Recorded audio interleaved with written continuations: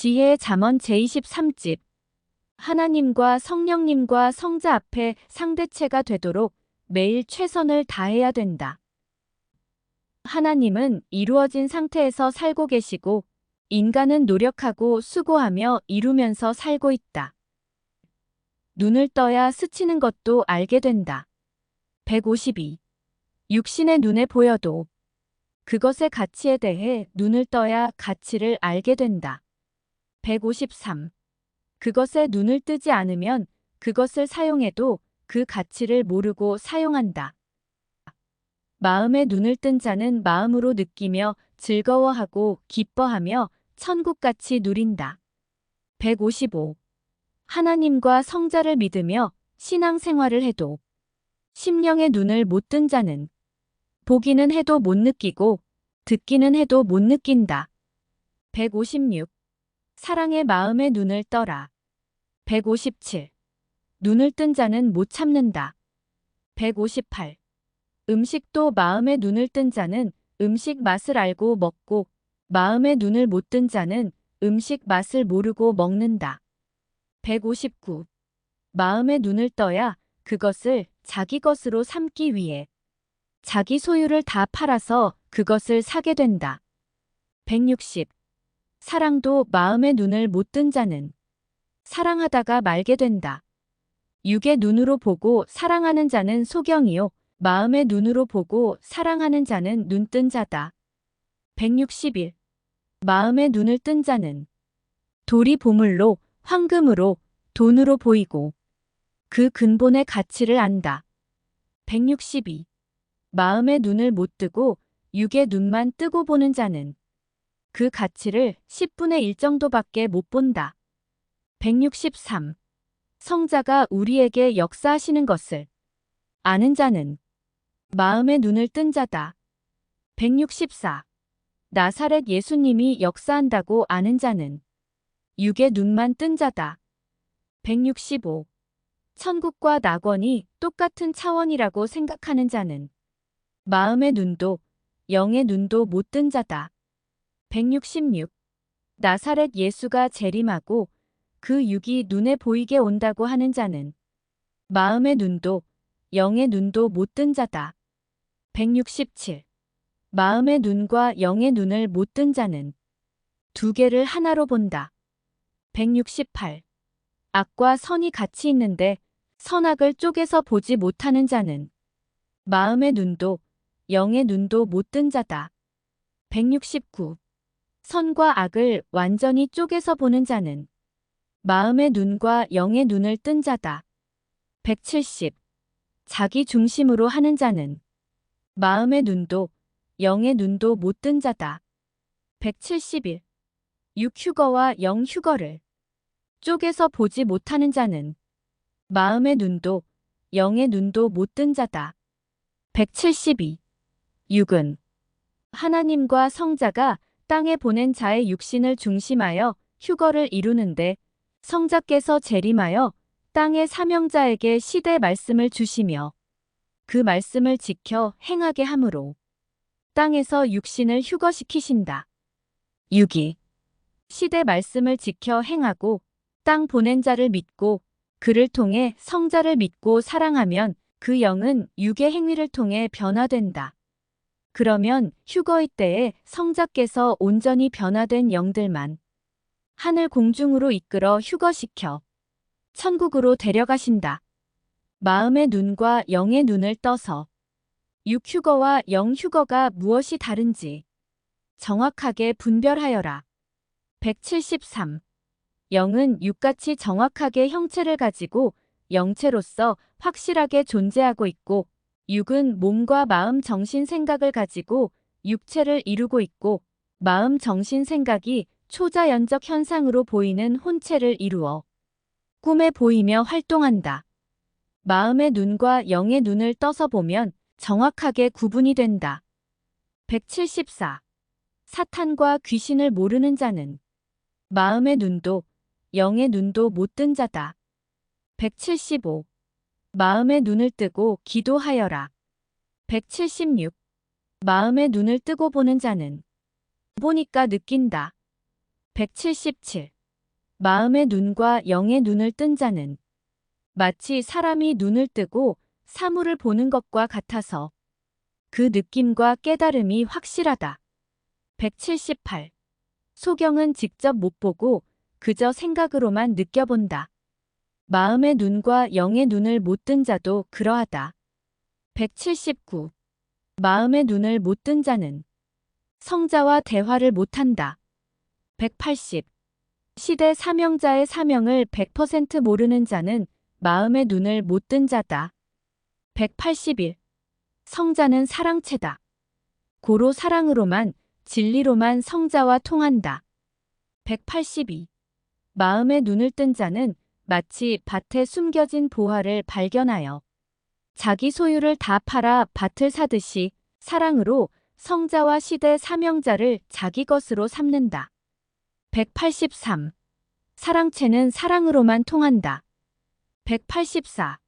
마음의 눈을 뜬 자는 육의 눈으로 안 보이는 것도 멀리서도 보고 행한다. 185. 육의 눈은 1차원, 마음의 눈은 2차원, 영의 눈은 3차원이다. 186. 육의 눈으로 봐서는 마음의 눈으로 보는 2차원의 것을 전혀 못 본다. 187. 나무를 보는 자는 육의 눈을 뜬 자요. 과일을 보는 자는 마음의 눈을 뜬 자요. 과일의 주인을 보는 자는 영의 눈을 뜬 자다. 188. 월명동 자연성전도 마음의 눈과 영의 눈을 떠서 나의 육의 눈으로 보고 몸으로 행하면서 하나님과 성령님과 함께 만든 것이다. 189. 길바닥에 돌이 하나 있었는데 사람들은 수석에 마음의 눈을 못 떠서 그 돌을 짓밟고 다녔다. 그런데 수석에 마음의 눈을 뜬 자가 가져갔다. 실상 그 돌은 수억짜리였다. 모두 마음의 눈을 뜨고 자기 자신을 보아라. 길바닥에서 짓밟히는 수석보다 낫다. 그 가치가 하늘까지 솟아있다. 그러나 가치를 깨닫지 못하는 이유는 자기 자신에 대해 마음의 눈을 못 떴기 때문이다. 190. 초가집돌 작품을 처음 발견했을 때 마음의 눈이 떠지지 않은 상태에서 육의 눈으로만 보다가 내 마음대로 돌을 깨서 하찮은 목적에 쓰려고 포클레인으로 때려댔다. 이때 성자는 포클레인이 고장나게 하셨다. 고로 돌을 못 깨고 중지하고 그냥 월명동으로 싣고 왔다. 그 후에 성자께서 마음의 눈을 뜨게 하시어 다시 보니 선생이 살았던 초가집 모양의 돌이었다. 7톤이나 되는 수억짜리 대작품 보화였다. 모두 마음의 눈을 떠야 제대로 본다. 191. 마음의 눈을 뜨고 보니 본래의 가치대로 보여 그것을 쓰는 곳도 전혀 달라졌다. 192. 사람도 한 사람, 한 사람 모두 마음의 눈을 떠서 보고 영원하신 하나님의 뜻대로 사용하여라. 193. 자기 자신도 마음의 눈을 떠보면 개성의 보화임을 깨닫고 절대 육적으로 생각한 대로 자기를 쓰지 않는다. 194. 나무에 마음의 눈을 못 떴을 때는 1억이 넘는 분재 소나무를 잘라버리려 했다. 나무가 바위 위에서 자랐기 때문이다. 그때는 돌에만 눈을 뜨고 나무에는 눈을 뜨지 못했을 때다. 톱으로 자르려 하니 톱이 없었고 낫으로 자르려 하니 풀을 베는 낫이라서 나무를 자르다가 낫이 부러질 것 같아서 그날은 못 자르고 말았다. 내가 나무에 대해 소경이라 모르고 행하니 성자께서 내가 못하도록 상황을 트셨다. 그러다가 소나무를 심는데 마음의 눈을 못 떠서 심는 대로 소나무가 죽어 낙심할 때 성자께서 순간 마음의 눈을 뜨게 해주셔서 깨달았다. 지난번에 보았던 바위 위에서 자란 소나무가 생각났다. 아, 그 바위에 있는 소나무를 자르지 말고 소나무가 자라난 바위째로 갖다 놓으면 100% 살겠다. 했다. 바로 그날 가서 포클레인으로 바위를 들어다가 월명동으로 옮겨서 자연성전 잔디밭의 분재로 갖다 놓았다. 그 소나무는 납작 소나무로 천연 기념물이고 성자께서 200년 이상 기르고 갖고 오신 소나무였다. 그 값은 다이아몬드 값이다. 모두 저마다 바위에 난 분재 소나무와 같다. 귀히 보아라. 마음에 눈을 뜬 자가 보고 말해주니 너 자신을 귀히 여기고 그 몸을 아무에게도 주지 말아라. 195. 마음에 눈을 뜬 누가 그 소나무를 바위와 함께 7천만 원에 팔라고 했다. 하지만 성자가 내게 먼저 나무에 대해 마음의 눈을 떠 깨닫게 하셔서 나는 그 값이 다이아몬드 값인 줄 알고 가지고 왔기에 누가 팔래도 안 팔았다. 196. 마음에 눈을 뜬 자는 눈을 못 뜬 자가 가지고 있는 귀한 것을 헐값에 사가고 좋아하고 판 자는 팔았다고 좋아한다. 197. 내 고향 지방리 시골 마을에 장이 열렸다. 그곳에서 어떤 할머니가 밭에서 캔 도자기 주전자 하나를 놓고 팔려고 하고 있었다. 사기로 만든 파란색 주전자였다. 값은 3만 원이었다. 해가 기울도록 앉아 있었으나 안 팔렸다. 이때 골동품 전문가인 한 남자가 그 주전자를 보고 할머니에게 그것이 집에서 쓰던 주전자예요? 하고 물었다. 할머니는 우리 아들이 밭을 파다가 돌이 걸려서 캐내니 그 밑에 이 주전자가 있어서 캐왔어. 팔아서 담배나 사서 피겠다고 하며 팔아오라고 해서 팔러 왔어. 그런데 안 팔려. 했다. 골동품 전문가는 얼마에 팝니까? 물었다. 할머니는 3만 원이야. 했다. 골동품 전문가는 너무 비싸요. 했다. 할머니는 내 아들이 3만 원 안 주면 팔지 말라고 했어. 했다. 할머니도 그 아들도 도자기에 마음의 눈을 못 뜬 소경이었다. 그 주전자를 사려고 하는 자는 골동품에 눈을 뜬 전문가였다. 그는 그 도자기를 3만 원 주고 샀다. 그 도자기는 고려 청자였다. 그때 돈의 가치로 한화 3,500만 원이 나갔다. 지금 돈의 가치로 따지면 몇 억이 된다. 이날 도자기를 산 자는 돈복이 떨어지는 날이었다. 혹시 누가 볼까봐 얼른 도자기를 사서 빨리 시장을 떴다. 그리고 마을 입구에서 나오는데 어떤 사람을 만났다. 우리 아들이 이번 주까지 등록금을 안 내면 학교를 못 갑니다. 그래서 인삼을 급히 팔아야 하는데 보아하니 장사꾼같이 보여서 말해봅니다. 인삼을 원가에 줄 테니 사가세요. 했다. 골동품을 산 남자는 때가 좋다. 생각하고 인삼 한 자루를 헐값에 사서 그 안에 도자기를 넣었다. 그 자루를 메고 막차를 타고 지방리에서 나왔다. 장날이라서 버스는 10,000원이었다. 그는 버스 뒷자리에서 도자기가 든 자루를 꼭 쥐고 정신 차리고 있었다. 그러나 긴 시간 동안 버스를 타다 보니 졸다가 어느새 고난 잠이 들었다. 그러다 자루를 손에서 놓쳤다. 마지막 장날이라서 버스는 사람들을 있는 대로 다 태워서 서로 밀리고 치였다. 그 바람에 바닥에 떨어진 자루는 굴러 의자에 부딪히고 사람들도 짓밟았다. 자루 주인은 자고 있느라 이 사실을 몰랐다. 목적지에 다 오기까지 자니 옆에 있던 사람들이 버스에서 내리며 그 남자를 툭툭 치며 깨우면서 다 왔어요. 했다. 이에 남자는 잠에서 깼다. 놀라서 자루를 찾으니 없었다. 자기 손에 쥐고 잤는데 자다가 바닥에 떨어뜨려 의자 밑에 들어가 있었다. 당황해서 자루를 끌러보니 이미 도자기는 완전히 다 깨져 있었다. 그는 그 자리에서 거의 기절할 정도로 실컷 울고 반은 미쳐서 몇 달을 고생하며 또 도자기를 사러 다녔다. 이때 그 남자는 선생을 만나게 되었다. 그 남자는 내게 혹시 밭을 파다가 나온 그릇이 있으면 사려고 왔습니다. 했다. 나는 회골에서 파는 질그릇이 생각나서 3만 원을 달라고 했다. 그런데 그 남자는 안 산다고 했다. 내가 남자에게 나는 도자기에 눈을 떠서 다 알아. 했더니 남자는 웃으면서 그래요? 했다. 점심으로 고구마를 대접해주니 먹고서 자기 좀 잘 봐달라고 했다. 나는 욕심 부리지 말고 정직하게 살아야 해. 신앙생활해. 했다. 이때 그 남자가 지난날 도자기 사연을 이야기해 주었다. 나는 그 이야기를 듣고 남자에게 말했다. 3,500만 원이나 되는 비싼 것을 아무리 파는 사람이 모른다 해도 어떻게 3만 원에 사냐? 더 줘야지. 그럼 안 되지. 그래서 깨진 것이야.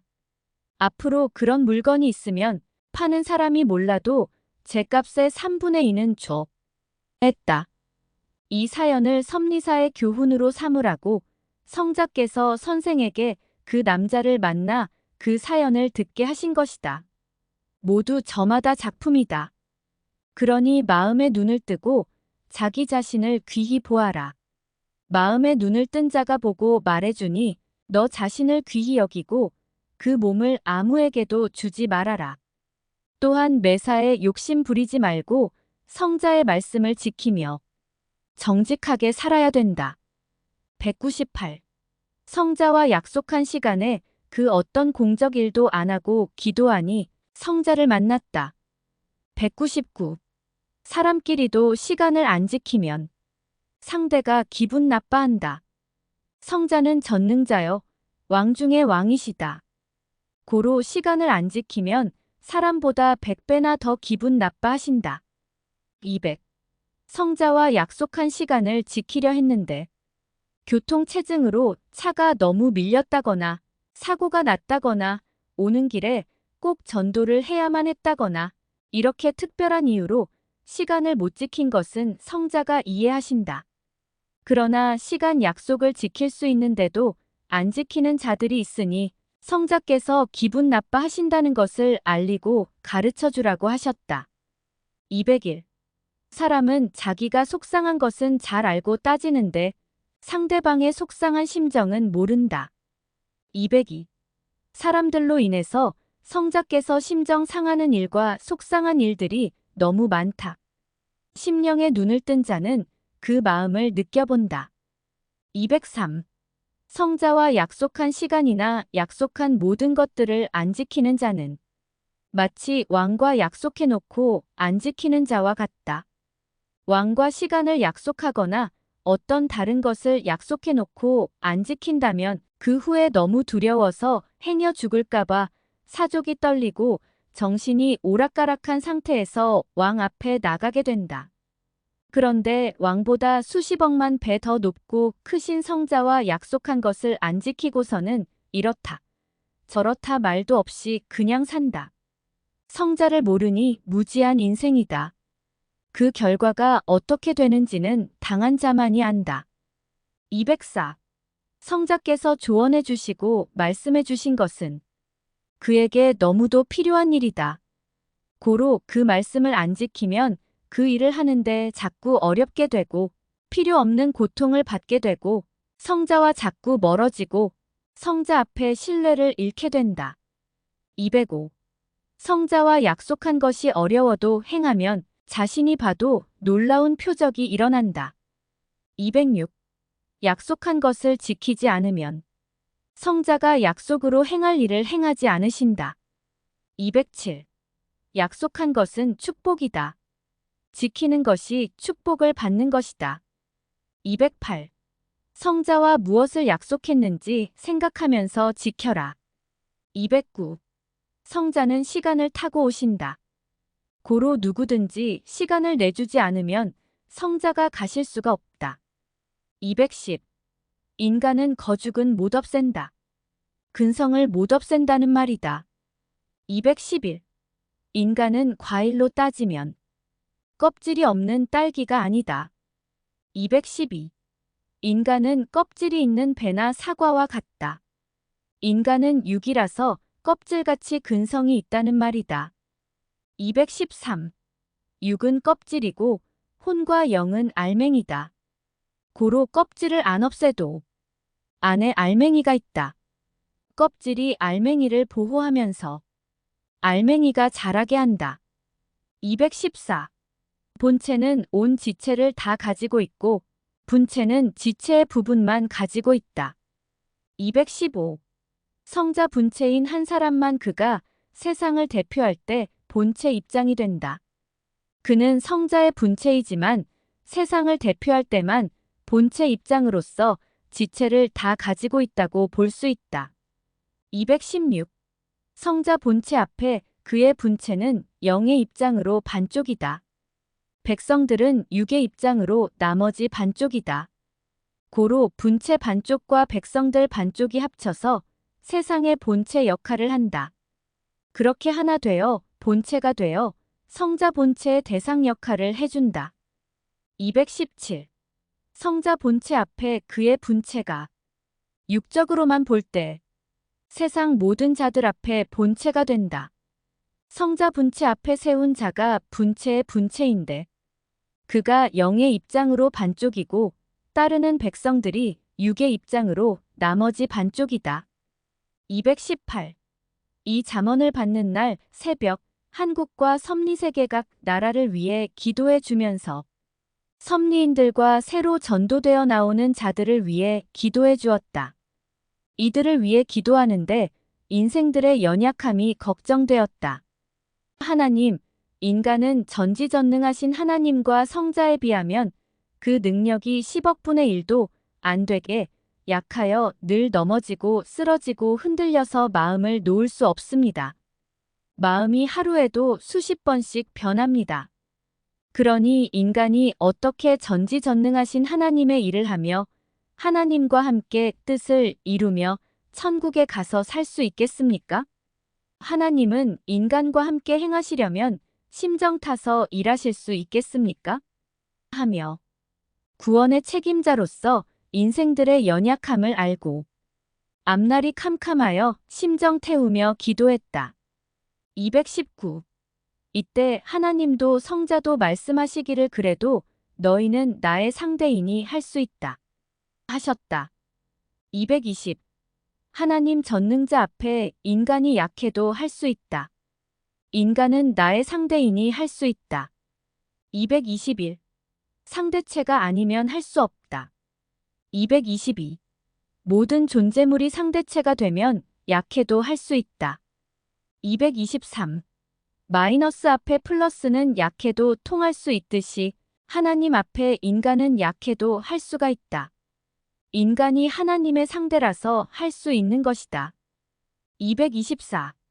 가령 큰 바위 앞에는 큰 돌이라도 상대가 아니라서 못 심는다. 나무는 바위의 상대가 되기에 심을 수 있다. 나무가 크면 바위 옆에 심고 나무가 작으면 바위 위에 심는다. 225. 하나님은 상대체인 인간을 창조하셨기에 창조 목적을 정령코 이루신다. 226. 남자끼리는 서로 사랑의 상대체가 아니라서 사랑의 뜻을 못 이룬다. 남자의 사랑의 상대체는 여자다. 고로 남자의 상대가 되는 여자라면 어려도 부족해도 성장시켜서 결국 사랑의 뜻을 이룬다. 227. 전능하신 하나님은 자신의 뜻을 이룰 수밖에 없도록 상대체인 인간을 창조하셨다. 그러므로 정령코 뜻을 이루신다. 상대체가 되면 할 수 있기 때문이다. 228. 성자가 재림하실 때도 온 세상 모든 사람들은 모두 성자의 상대체이므로 그 중에 한 명이라도 성자의 상대체가 되면 재림의 역사는 승리한다. 땅에서 한 명이 성자의 사랑의 상대체가 되게 하나님이 만들어주셨기에 결국 재림의 역사도 승리하고 말았다. 229. 하나님께서 성자의 상대체가 되도록 성자 분체를 만들어주시는 것이 그렇게도 중하다. 230. 상대체만 만들어지면 즉시 행한다. 231. 하나님도 성자도 뜻을 트실 때는 상대체를 트신다. 232. 주체와 상대체 일체, 성공 세계다. 233. 상대체만 있으면 반드시 하나님의 뜻은 이루어진다. 고로 사탄은 항상 상대체를 방해하여 튼다. 이 비밀을 알아라. 234. 에덴 동산에서도 사탄은 하나님의 사랑의 상대체인 아담과 하와를 꿰며 상대체를 틀었다. 235. 작아도 어려도 하나님의 상대체만 되어 끝까지 가면 할 수 있다. 236. 커도 상대체에서 벗어나면 못한다. 237. 작아도 상대체만 되면 할 수 있다. 238. 섭리사에 있는 자들이 작은 자라도 하나님과 성자의 상대체이기에 재림 역사의 신부들로서 하나님과 성자와 함께 재림의 뜻을 이룬다. 239. 섭리사를 나가면 큰 자라도 하나님과 성자의 상대체가 못 되니 재림의 뜻을 못 이룬다. 기성은 커도 시대 신부 말씀을 듣지 못하여 신부로서 하나님과 성자의 상대체가 못 되니 재림의 뜻을 못 이룬다. 240. 작으나 크나 오직 하나님과 성자의 상대체만이 뜻을 이루게 되고 신랑으로 재림하신 성자의 뜻을 이룰 수 있는 자격자가 된다. 241. 누구든지 하나님과 성자와 그 분체의 상대체가 되게 해야 된다. 242. 본체 앞에, 즉 하나님과 성령님과 성자 앞에 상대체가 되도록 매일 최선을 다해야 된다. 243. 하나님과 성자의 뜻을 두고 상대체가 되어야 매일 쓰임받고 하나님과 성자와 교통한다. 244. 전파도 상대체와만 통하고 전화도 자기가 전화를 거는 상대체에게만 전화가 간다. 245. 상대성 세계다. 246. 이 시대에 하늘의 하나님과 성자의 상대는 신부다. 신부 외에는 신랑 되신 하나님과 성자와 통하지 않는다. 신랑이 종과 통하겠느냐, 형제와 통하겠느냐. 247. 시대 말씀이 상대성이다. 248. 성자 본체도 그의 분체도 그때에 맞는 상대를 찾는다. 상대가 아니면 안 통하니 상대 기준을 세운 자에게 뜻을 편다. 249. 상대가 아니면 생명의 역사를 못 편다. 250. 어떤 일에 있어서 그 일을 같이 하고 그 상황을 본 자가 상대체다.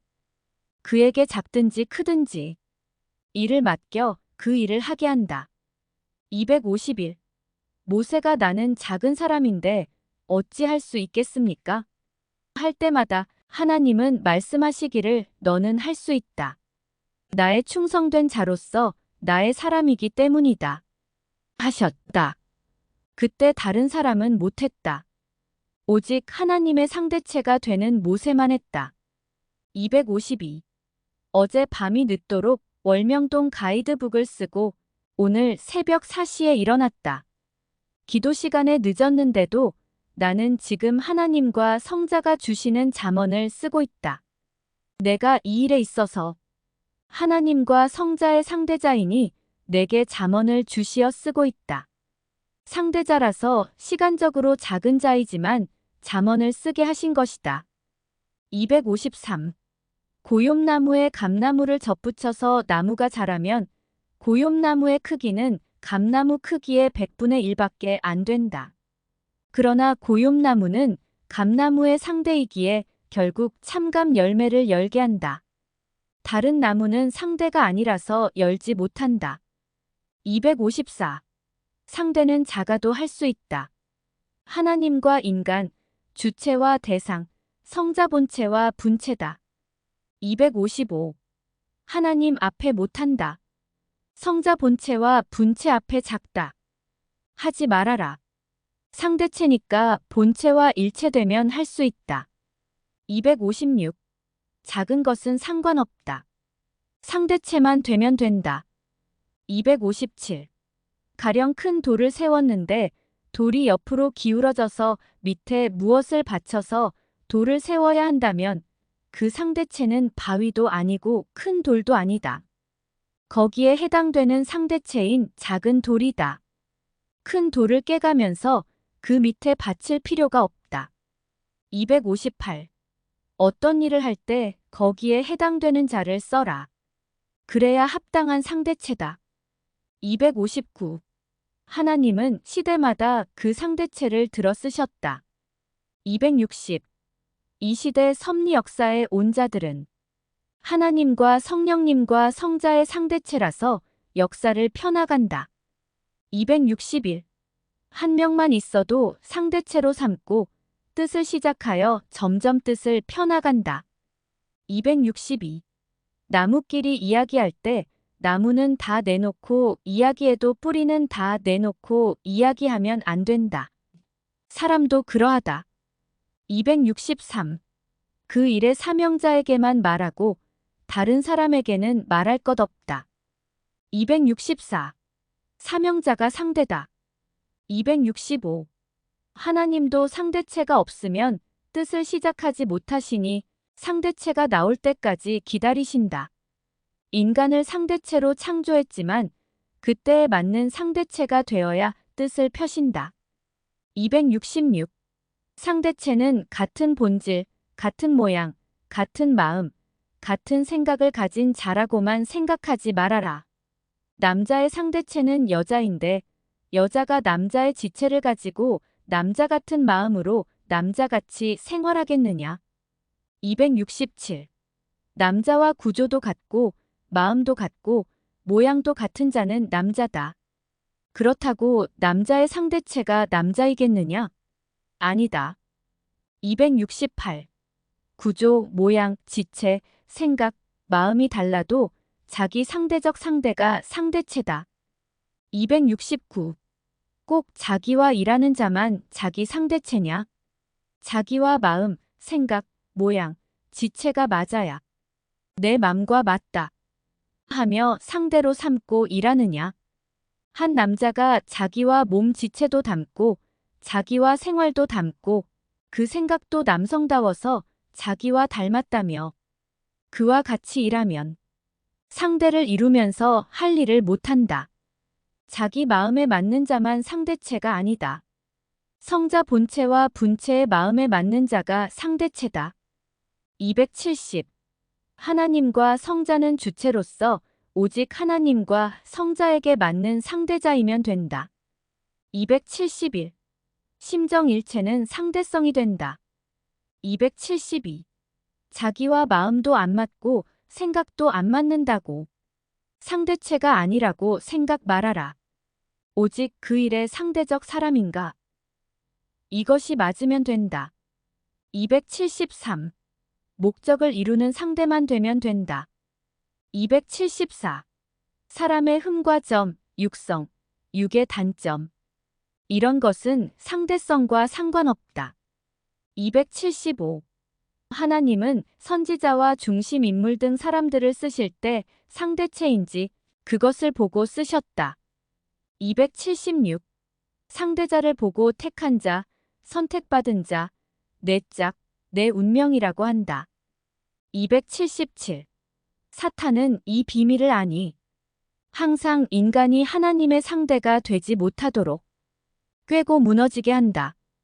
그리고 섭리인들이 하나님과 성자의 일을 하게 되면 하나님과 성자의 상대가 되지 못하도록 꿰고 무너뜨린다. 278. 성자께서 내게 합당하면 쓴다. 하셨는데 이는 내 상대가 되면 합당하다. 하는 말씀이다. 279. 물과 불은 같은 성질이 아니다. 다르다. 그런데 사람이 볼 때 물과 불은 절대 상대다. 물 옆에 불이 따라다녀야 되고 불 옆에 물이 따라다녀야 된다. 280. 극과 극이 상대가 된다. 281. 하나님은 영체로서 절대자 신이시고 인간은 절대적인 육체다. 고로 인간이 하나님의 뜻을 이룰 수 있을까? 한다. 그러나 하나님은 인간을 상대로 뜻을 이루시고 이 극적인 육체로 창조 목적을 행하신다. 282. 만일 하나님의 상대가 영체라면 하나님은 이 세상에 인간을 천사같이 영체로 창조하셨을 것이다. 283. 하나님은 하나님의 상대체로 하늘에는 없는 존재인 육체를 창조하셨다. 284. 선생을 따르는 자들도 저마다 개성이 다르고 생각이 다르다. 어떤 자들은 미련하고 어떤 자들은 육적이고 어떤 자들은 지혜롭다. 저마다 마음이 다르고 모양이 달라도 상대체로서 뜻을 이룰 수 있는 자들이니 뜻을 이룰 수 있다고 자신하고 희망과 기쁨으로 간다. 285. 지도자들도 교역자들도 교인들과 마음도 다르고 생각도 다르고 행동도 다르고 생긴 것도 안 닮고 하는 일의 스타일이 안 닮았어도 상대체들이니 할 수 있다고 자신하고 정령코 하여라. 286. 상대체만 있으면 주체는 할 수 있고 상대체도 주체의 상대체만 되면 할 수 있으니 다른 것은 신경 쓰지 말고 낙심하지 말고 끝까지 하여라. 287. 상대체만 있으면 사망에서도 고통스러워서 그렇지 정령코 이룬다. 288. 상대체가 없으면 어떤 좋은 환경에서도 아예 불가능하고 애만 타다가 끝난다. 289. 마이너스 극과 플러스 극은 실상 전류의 극과 극이다. 고로 서로 잡아당긴다. 그러므로 상대가 되어 전기가 일어나서 두 존재 모두 기능을 발휘한다. 같은 극은 서로 밀어낸다. 사람도 그러하다. 290. 인간의 영체와 육체는 실상 삶도 다르고 생각도 다르다. 그러나 영체와 육체는 상대체이므로 일평생 같이 존재한다. 291. 상대체라면 다른 것은 크게 문제가 안 된다. 292. 문제투성이라도 상대체라면 데려와서 길러같이 일하여라. 293. 상대체가 아닌데 같이 하는 것은 마치 열매를 열지 못하는 나무를 땀 흘려 기르는 것과 같다. 294. 만일 자기 상대체가 그 나무의 열매라면 열매를 여는 나무여야만 상대체가 될 수 있다. 그 한 가지만 보면 족한 것이다. 나무가 작든지 나무에 가시가 있든지 잎이 작든지 상관없다. 열매를 여는 나무이면 된다. 295. 상대가 되는 것. 이것이 문제되지 않게 해야 된다. 296. 하나님은 인간을 모두 상대체로 창조해 놓으시고 나는 정령할 수 있다. 큰 소리 치셨다. 상대체만 있으면 뜻을 이루기 때문이다. 297.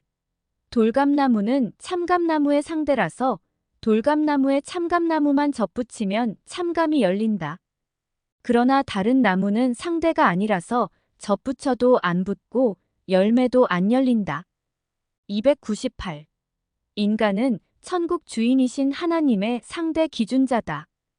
299. 인간은 하나님과 성령님과 성자의 절대적 상대자다. 300. 사탄은 하나님의 절대적 상대체가 아니다.